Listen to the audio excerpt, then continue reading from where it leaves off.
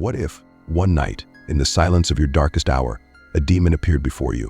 Not a creature of flame and fury, but something cold, timeless and merciless.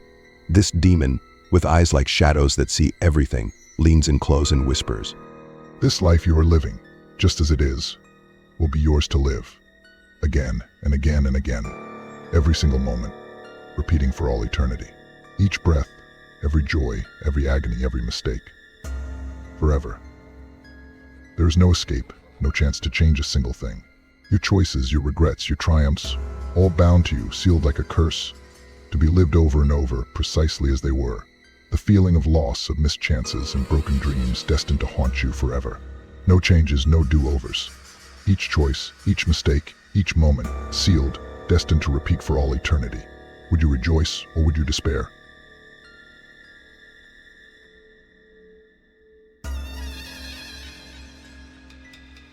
Friedrich Nietzsche, a 19th century German philosopher known for his radical views on morality, human nature, and purpose, introduced the concept of eternal recurrence in The Gay Science. He first paints this idea in a passage about a demon who confronts you with a revelation. This life, as you now live it and have lived it, you will have to live once more and innumerable times more. A single life on a relentless loop with no beginning and no end. Every single moment of your life relived. The same morning light filtering through your bedroom window, the same laughter echoing, the same tears falling. Eternal recurrence, also known as eternal return, is the chilling idea that every single detail of your life, every joy, every pain, every success, every failure will repeat forever, locked in an infinite loop. But not because of some outside force and not as a form of punishment. Rather, Nietzsche's idea of eternal recurrence asks us, what if this cycle is simply the nature of existence itself?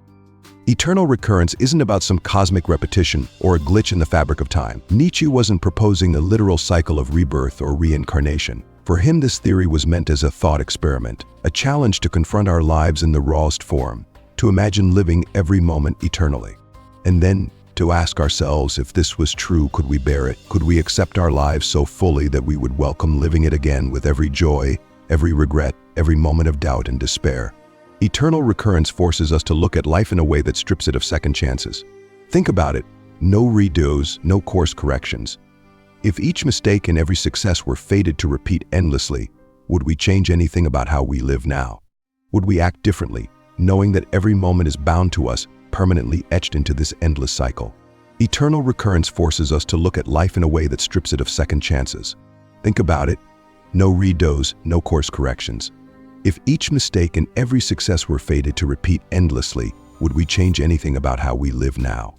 Would we act differently, knowing that every moment is bound to us, permanently etched into this endless cycle? In a world without intrinsic meaning, Nietzsche's eternal recurrence pushes us to create our own significance, to ask ourselves what makes each moment worth living if we're to live it endlessly. For him, this wasn't a morbid thought, but a challenge.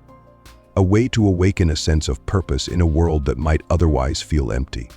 This concept of eternal recurrence connects deeply to another key idea in Nietzsche's philosophy, amor fati, or the love of fate.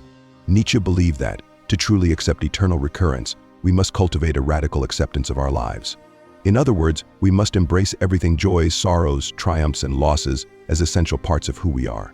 To practice amor fati is to stop seeing parts of our lives as mistakes or regrets. It's about seeing each experience, good or bad, as necessary. Nietzsche believed that if we could live with this level of acceptance, we could find meaning and even joy in every part of our existence. The eternal recurrence asks, can you look at your life, with all its ups and downs, and say yes to living it forever? The idea of eternal recurrence has inspired countless stories in modern culture. Think of films and TV shows that feature time loops, where characters are trapped in a cycle, forced to repeat events until they learn something profound. Stories like Groundhog Day and Russian Doll reflect this philosophy, where characters must confront the meaning of their actions and eventually come to accept life in its entirety. In the end, Nietzsche tied eternal recurrence to his concept of the Übermensch, or Superman, a person who has the strength to embrace life fully and accept responsibility for every choice. To Nietzsche, the ideal human wouldn't fear eternal recurrence, they would welcome it, affirming each experience joyfully. So, if your life was destined to repeat forever, would you live differently? Nietzsche's eternal recurrence isn't about literal time loops. It's a challenge to live with purpose, to make each decision as if it truly matters. If we embrace this idea, each moment becomes valuable in itself, part of a life we'd gladly relive. If you enjoyed this exploration into Nietzsche's Eternal Recurrence, don't forget to like, subscribe, and let us know in the comments, how would you live if you embraced this idea? Would it change the way you see your life?